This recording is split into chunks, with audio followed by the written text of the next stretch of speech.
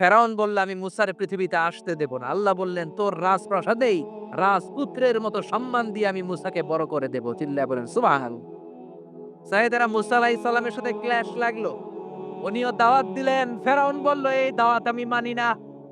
রাতের বেলা সিদ্ধান্ত, সেনাবাহিনী নিয়ে মুসা সহ মুসার যত সৈন্য আছে, মুসার যত বনি ইসরাইলের মুমিন উম্মাত আছে, সবাইকে হত্যা করা হবে।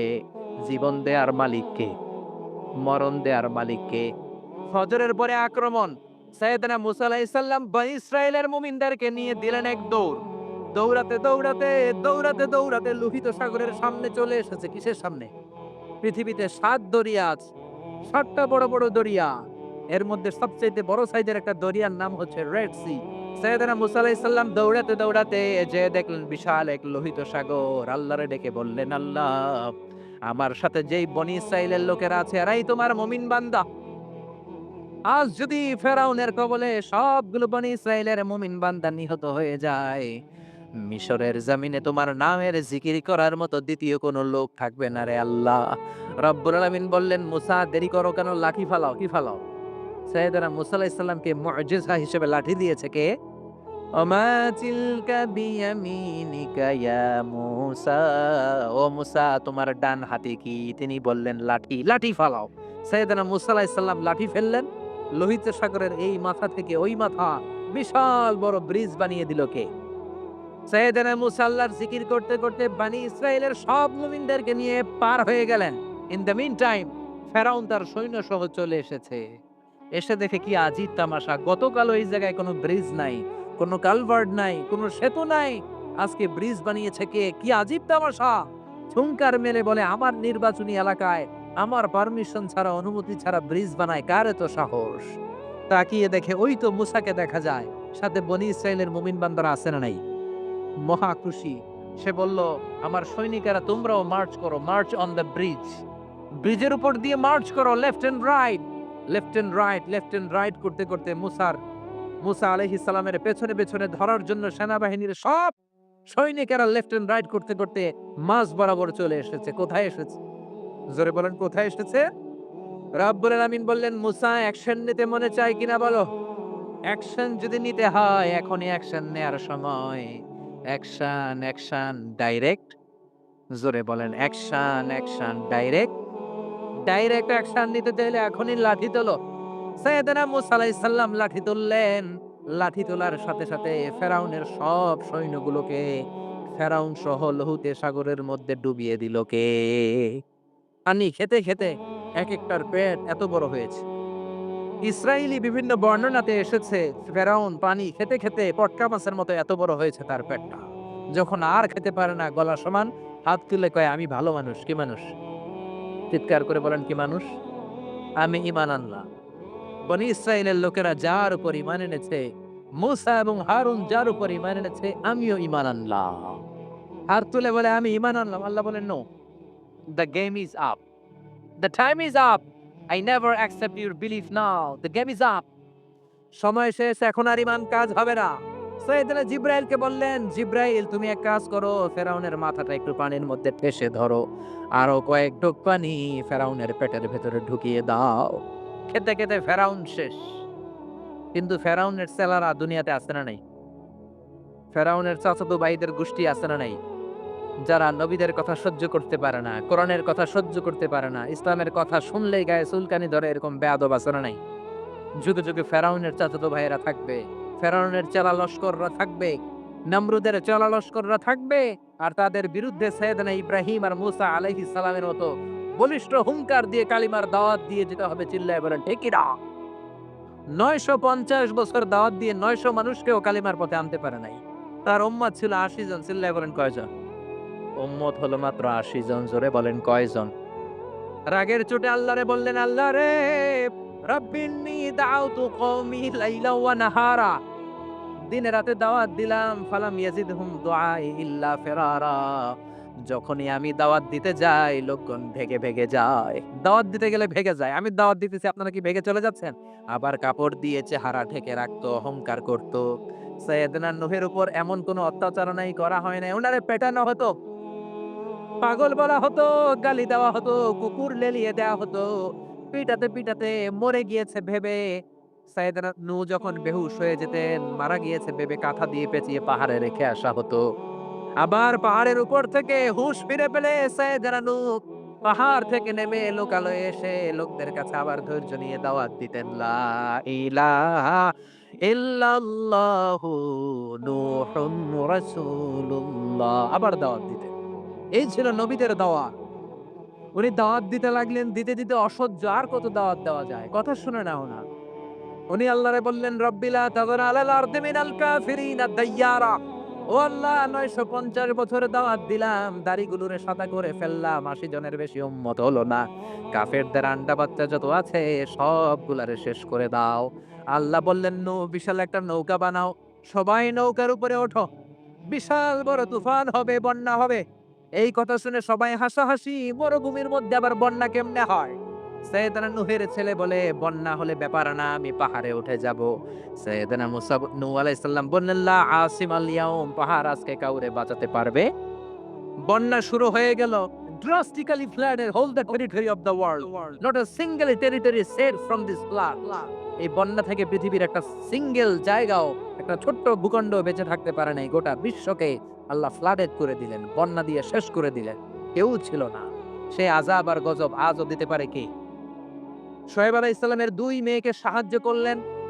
কুয়া থেকে পানি তুলে দিলেন। মেয়েরা বলল, চলেন আমাদের বাড়িতে চলেন।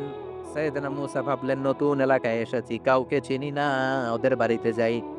যাওয়ার পরে সৈয়দনা শোয়েব আলাইহিস সালাম মূসা আলাইহিস সালামের চেহারার দিকে তাকালেন। এট এ গ্ল্যান্সে ও মিয়া, পুলিশ পুলিশ চিনে, চোর চোর চিনে, আর নবী নবী চিনে, যেরকম ঠিক কিনা? শোয়েব আলাইহিস সালাম নিজে নবী। মূসা আলাইহিস সালামের চেহারার নূর দেখেই উনি বুঝে ফেললেন এটা ভাবী নবী, মানে ভবিষ্যতের নবী হতে যাচ্ছে। চিল্লায় বলেন আল্লাহু আকবার। শোয়েব আলাইহিস সালাম প্ল্যান করে ফেললেন। দেখেন একেকজন নবী কি ভিশনারি ছিলেন। উনার মেয়ের বয়স সফুরা, বয়স ৮ বছর। ভাবলেন এই ছেলেটারে যদি ১০ বছর কাজে খাটানো যায়, আমার মেয়ের বয়স এখন ৮, ১০ বছর পরে বয়স কত হবে? ১৮, বিয়ে দেওয়ার উপযুক্ত বয়স, যেরকম ঠিক কিনা? জামাই নবী পাওয়া যাবে। কি নবী? সুবহানাল্লাহ কইবেন না? শোয়েব আলাইহিস সালাম বললেন, থাকো, ছাগল চড়াও। আগামীকাল থেকে তোমার কাজ কি? কাজ? কয়, আমার ছাগলগুলোরে চড়াও। যেই নবী রাগের চোটে মানুষের থাপ্পড় মেরে মেরে ফেলে, ওই নবীর দিছে ছাগল চড়াইতে। কি চড়াইতে? সাইয়েদনা মূসা আলাইহিস সালাম ১ম দিন ডিউটি করতে গেলেন মরুভূমিতে। যেয়ে দেখে অনেক ছাগল খালি ভ্যাঁ ভ্যাঁ করে। কি করে? ডান দিকে ধরলে বাম দিকে দৌড় দেয়, বাম দিকে গেলে ডানে দৌড় দেয়। এত বড় শক্তিশালী নবীরে নাস্তানাবুদ করে ছেড়ে দেয় ছাগলগুলো। ঘামতে ঘামতে মূসা আলাইহিস সালাম শেষ। ডিউটি শুরু হলো, বছরের পর বছর যায়, নবী মুসার রাগও কমে না, ছাগল চড়ানো বন্ধ হয় না। আল্লাহর প্ল্যান, ১০ বছর মূসা আলাইহিস সালামকে ছাগল চড়ানোর রাখালগিরির দায়িত্ব দিলাম যাতে মেজাজটা ঠান্ডা হয়। কারণ ফেরাউনের মেজাজ নরম না গরম? ফেরাউনও গরম, মূসাও যদি গরম হয়, মারামারি আছে না নাই? এজন্য আল্লাহ বললেন, ফাকুলা লাহু কাওলান লাইনান লাআল্লাহু ইয়াতাযাক্কারু আও ইয়াখশা। ও মূসা, তুমি আর তোমার ভাই হারুন আর তুমি দুইজনে মিলে ফেরাউনের কাছে যাও। তোমার মেজাজটা দিয়েছি গরম, কিন্তু জিহ্বা দিয়েছি নরম। নরম নরম জিহ্বা দিয়ে নরম ভাষায় দাওয়াত দাও। সুবহানাল্লাহ। এজন্য রব্বুল আলামিন চাইলেন ছাগল চড়াক। ছাগল চড়াতে চড়াতে মেজাজটা কিছুটা নরম হবে, জোরে কোন ঠিক কিনা? সৈয়দনা মূসা আলাইহিস সালাম ছাগল চড়াতে লাগলেন, ডানে গেলেন, বাঁয়ে যায়, বাঁয়ে ধরলে ডানে যায়, খোয়ারের মধ্যে ঢুকানো যায় না। ওনার একটা লাঠি ছিল, ওই লাঠি দিয়ে পিটাইতে শুরু করলেন। পিটাইয়া ছাগলগুলারে আধামারা করে ফেলতেন উনি। এত মেজাজ ছিল, কিন্তু মেজাজ নরম হয় না। পিটাতে পিটাতে, ছাগল চড়াতে চড়াতে ১০ বছরের ব্যবধানে মেজাজ কিছুটা নরম হয়ে গেল। সর্বশেষ দিন তিনি ডিউটি করতে গেলেন। সব ছাগলগুলোরে খোয়ারে ভরলেন, একটারে সারাইটা দিছে দৌড়। ছাগলও দৌড়, নবীও দৌড়। ছাগলও দৌড়ায়, নবী মুসাও দৌড়ায়। দৌড়াতে দৌড়াতে উনার মেজাজ গরম। সাইয়েদনা মূসা আলাইহিস সালাম ভাবলেন, আজকে মেজাজ গরম করা যাবে না, কারণ নরম করলে আমার ডিউটি শেষ। সুবহানাল্লাহ। এই ভেজাইল্লা কাম থেকে মুক্তি পামু। সৈয়দনা মূসা দৌড়ালেন, ঘামতে ঘামতে ক্লান্ত শ্রান্ত পরিশ্রান্ত, ছাগলের পেছনে দৌড়ায়। অনেক দূর যাওয়ার পরে ছাগলটারে খপ করে ধরেছে। এবার মনে খুব ইচ্ছা জাগতেছে মাথার উপর থেকে ধপাস করে এক আছাড় মারবে, কিন্তু আছাড় মারলে ডিউটির টাইম আরো বেড়ে যাবে, যেরকম ঠিক কিনা? সৈয়দনা মূসা রাগের চোটে কি আর করবেন, ছাগলের ২ পা ধরে ঘাড়ের মধ্যে নিলেন। ছোট্ট বাচ্চারা ছাগলগুলোর এভাবে নেয় না? ঘাড়ের মধ্যে নিয়ে শান্ত বালকের মতো সাইয়েদনা শোয়েব আলাইহিস সালামের কাছে ফিরে আসলেন। চিল্লায়ে বলেন আল্লাহু আকবার। এজন্য সব নবী ছিল রাইল গানাম, ছাগল চড়াতেন।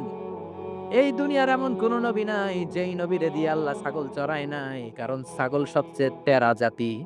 আবার মানুষের মধ্যেও কিছু টেরা মানুষ আছে না নাই? সোজাটা বোঝে না, বাঁকাটা, ভালোটা বুঝে না, মন্দটা, হকের কথা বলে না, শয়তানের দিকে দৌড়ায়, এরকম আছে না নাই? এজন্য আল্লাহ চাইলেন ছাগলকে আগে মানুষ করো, ছাগলগুলোরে ভালো করো, তখন মানুষগুলোকে ভালোভাবে মানুষ করতে পারবে। কোন ঠিক কিনা? মানুষ এমন প্রাণী, তাকে মানুষ বানাতে হয়। কুকুরের পেট থেকে বেরোলে ওটার নাম কি? মুরগির পেট থেকে বেরোলে ওটার নাম কি? ছাগলের পেট থেকে বের হলে ওটা ছাগল হয়। কিন্তু মানুষের পেট থেকে বের হলেই ওইটা মানুষ হয় না, ওটার মানুষ বানাইতে হয়। ঠিক কি না? সব নবীরা যখন হকের দাওয়াত দিতে এসেছে, তাদের উপর আযাব আর গজব নেমে এসেছে। জোরে বলেন ঠিক কি না? ওয়ালাকাদ বা'আসনা ফি কুল্লি উম্মাতির রাসূলান আন ই'বুদুল্লাহা ওয়াজতানিবুত তাগুত। রব্বুল আলামিন বলেন, ওয়ালাকাদ বা'আসনা ফি কুল্লি উম্মাতিন রাসূলা, সব জাতির কাছে যখন নবী পাঠিয়েছি, আমি তাদেরকে বলেছি ইয়ানি আবুদুল্লাহ, আমার ইবাদত করো আর তাগুতের বিরোধিতা করো। তাগুতের বিরোধিতা করতে হবে, অন্যায়ের বিরোধিতা করতে হবে। কোন ঠিক কিনা? এটা সব নবীদের দাওয়াতি পয়গাম। অন্যায় যেখানে, নবীরা সেখানে শক্ত এবং বলিষ্ঠ কণ্ঠস্বর নিয়ে দাঁড়িয়েছে। তাগুত হচ্ছে তারা কোরআনের বিরোধিতা করে যারা। তাগুত হলো তারা ইসলামের বিপক্ষে থাকে যারা। তাগুত হচ্ছে তারা কোরআনকে পছন্দ করে না যারা, ইসলামের বিপক্ষে যারা। জোরে বলেন ঠিক কিনা? নবীরা যতক্ষণ সুন্দর সুন্দর কথা বলেছেন, ভালো আচরণের কথা বলেছেন, তাদের কোনো সমস্যা হয় নাই। নবীরা যখনই তাগুতের বিরুদ্ধে বলেছেন, অন্যায়ের বিরুদ্ধে বলেছেন, রাষ্ট্রীয় শক্তির বিরুদ্ধে কথা বলেছেন, তখনই নবীদের উপর আযাব আর গজব চেপে বসেছে। চিল্লায় বলেন ঠিক কিনা? এটা ছিল সব নবীদের উপর কমন। এমন কোন নবী নাই যেই নবীর উপর জুলুম আসে নাই। এমন কোন নবী নাই যেই নবীর উপর অত্যাচার আসে নাই। এটা ছিল নবীদের মধ্য থেকে সকল নবীদের কমন যেই 10টা বিষয়, তার সর্বশেষ বিষয় হচ্ছে আল মুআদা। নবীদের বিরোধিতা হয়েছে। কোন নবীরে আহলান সাহলান বলে কেউ রিসিভ করে নাই। নবীরা আমাদের মডেল, তাদের জীবনী থেকে আমাদের শিক্ষা নিতে হবে। আল্লাহ বললেন ফাসবির কামা সাবারা উলুল আজমি মিনার রসুল। ও দুনিয়ার মানুষেরা শোনো, উলুল আজমি মিনার রসুল ছিলেন 5 জন নবী। জোরে বলেন কয়জন নবী? তারা যেমনি সবর ধারণ করেছে, তোমরাও তেমনি সবর ধারণ করো। এই পৃথিবীতে পরীক্ষা না দিয়ে কোন নবী সফল হয় নাই। এই পৃথিবীটাই পরীক্ষা। পৃথিবীটা কি? যাকে আল্লাহ ধনী বানিয়েছে ধন দিয়ে পরীক্ষা। যাকে আল্লাহ সম্পদ দেয় নাই, তাকে আল্লাহ গরিব বানিয়ে পরীক্ষা। আমাদের যাদেরকে আল্লাহ ছেলে বানিয়েছে, ছেলে বানিয়ে পরীক্ষা। যাদেরকে আল্লাহ নারী বানিয়েছে, তাদেরকে নারী বানিয়ে পরীক্ষা। জোরে বলেন ঠিক কিনা? সব নবীরা পরীক্ষা দিয়ে প্রমাণ করেছে যে তারা কালিমার পথে সত্যবাদী। চিল্লায় বলেন ঠিক কিনা? এমন কোন নবী নাই পরীক্ষার সম্মুখীন হয় নাই। এজন্য বিশ্বনবী বলতেন আসাদ্দুন নাসি বালাআন আল আম্বিয়া। দুনিয়ার মধ্যে সবচাইতে বেশি বালা মুসিবত এসেছে নবীদের। জ্বলে বলেন কাদের? কাদের? পৃথিবীর সবচাইতে সেরা মানুষ নবীরা, কিন্তু তাদের উপর বালা মুসিবত বেশি। আমরা কয়জনে কালিমার জন্য চর খেয়েছি, থাপ্পড় খেয়েছি? কয়জন আমরা গালি খেয়েছি? কয়জন আমরা কালিমার দাওয়াত প্রচার করতে যেয়ে জেল খেটেছি? মাইর খায় নাই, অত্যাচারের শিকার হয় নাই, এমন কোন নবী আল্লাহর জমিনে নাই। চিল্লায়ে বলেন ঠিক কিনা? আল আম্বিয়া ও আহিয়া ফি কুবুরিহিম ইউরযাকুন। নবীদের লাশ পচবেও না, গলবেও না। ঠিক কিনা? মাটির জন্য আল্লাহ তাআলা নবীদের লাশ পচানো, গলানো, খাওয়াকে হারাম করে দিয়েছে। বিশ্বনবী বলেন ইন্নাল্লাহা হাররামা আলাল আরদি আন তাকুলা আজসাদাল আম্বিয়া। রব্বুল আলামিন মাটির জন্য নবীদের লাশ খাওয়া, নবীদের লাশকে পচানো হারাম করে দিয়েছেন। কোন ঠিক কিনা? নবীরা কবরের মধ্যে নামাজ পড়ে, নবীদেরকে কবরের মধ্যে রিজিক দেয় কে? এরপরে দুনিয়ার সব নবীরা ছিল রাইল গানাম, রাখাল। লক্ষাধিক নবী, যত নবী পৃথিবীতে এসেছে সবাই রাখাল ছিল। কি ছিল? এমন কোন নবী নাই যারা রাখালগিরি করে নাই। এজন্য বিশ্বনবী বলেছেন মা মিন নাবিয়্যিন ইল্লা রাআল গানাম। এই পৃথিবীতে যত নবী এসেছে সবাই রাখালগিরি করেছে। সাহাবারা বললেন ইয়া রাসূলুল্লাহ, আপনিও রাখাল ছিলেন নাকি? আপনিও ছাগল চড়িয়েছেন নাকি? আপনিও বকরির রাখাল ছিলেন নাকি?" বিশ্বনবী বললেন, "হা, হা, বালা আমিও ছিলাম। আমিও মক্কার জমিনে কুরাইশদের ছাগল চরানোর বিনিময়ে কিছু পয়সা পেতাম। আর অল্প কিছু পয়সার বিনিময়ে ছাগল চড়িয়ে দিতাম।" সুবহানাল্লাহ।